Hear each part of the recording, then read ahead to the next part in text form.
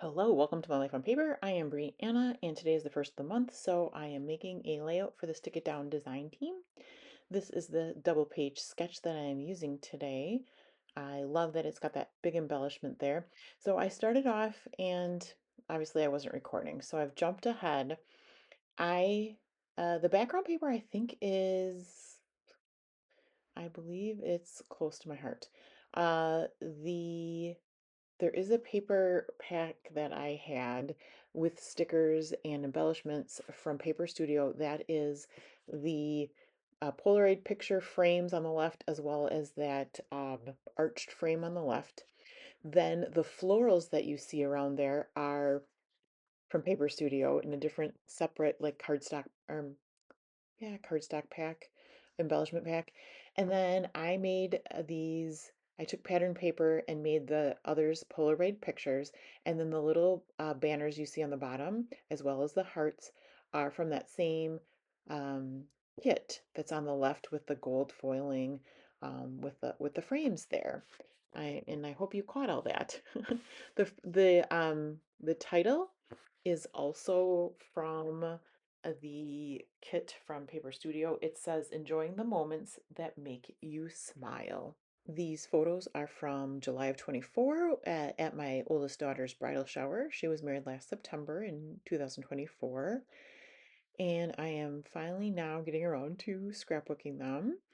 But this sketch is perfect. You can use it in so many different ways. I did not do the smaller photos that it called for. I found these photos that were already printed out, so I made it work for me.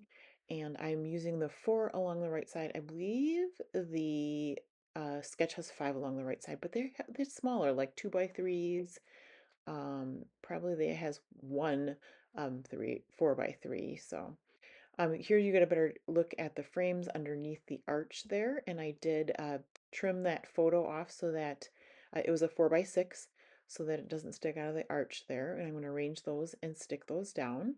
I have already scrapbooked 2 or 3 pages of this event, and I have about, I think, 2 more left to do to complete that. The sketch called for a large cut file in the middle. Because these florals are kind of like drawn looking, I went with the wedding bells for my big cut file, and I used the drawing um, action, I guess, of the Cricut, so that instead of kind of layering and cutting, it drew the bells and then cut out around the shape. So I have my watercolors, and I was trying to go with the gold foiling, and I did not like achieve that. It looked like it was going to be pretty close to that really goldy gold, and it's more of a yellow gold. But I am okay with that. If the flowers are yellow and I've got gold on the paper, I am totally fine with that. I am able to match kind of the green of the wedding color. The girls' bridesmaids dresses were this pretty, I don't want to say seafoam green, sage green maybe. And I am able to get one of the watercolors, and it's a shimmery green color, and it's kind of perfect. You don't see any of the green in the photos. That's okay. I know that it was her wedding color.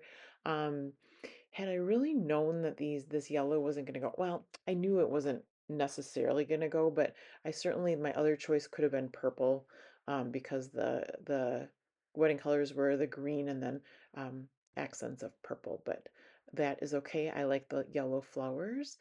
Now, this is where I go, oh my gosh, my florals are outlined in black.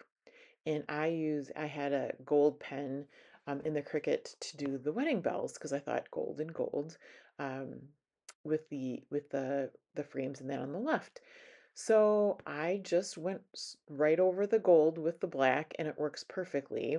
And even if the some of the gold is showing, when I go with the gold watercolor, it's going to take care of that. You won't notice it at all. I will have the Stick It Down Facebook group listed. There you will find 3 different sketches, one for a double page, one for a single page, and then one for a card sketch. And the cool thing about that is that there is an album with those sketches in it. You put your take on those sketches, either one or all 3, And then from those layouts, a guest designer is chosen for the following month. So please take advantage of that. That's always a fun thing. And you don't have to have a YouTube channel or even post your layouts on Instagram to be considered. So you can see there I am taking that same gold paint as the flowers, and I am painting the inside of those bells.